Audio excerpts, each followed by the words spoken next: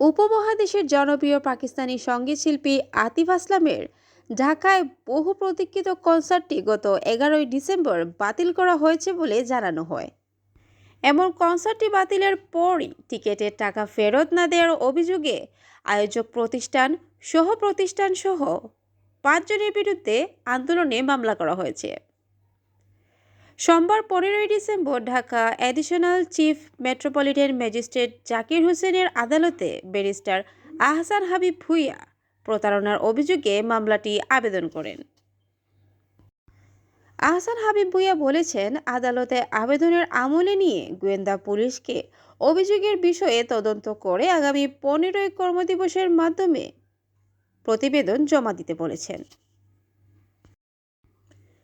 এর আগে গত 11ই December social media Facebook verified পেজে একটি পোস্টে আতিফ আসলাম জানান, আয়োজকদের পক্ষ থেকে স্থানীয় প্রয়োজনের অনুমতি, নিরাপত্তা ছাড়পত্র এবং লজিস্টিক ঠিকভাবে নিশ্চিত করা না যাওয়ায় তার কনসার্টে অংশগ্রহণ নিতে পারছেন না।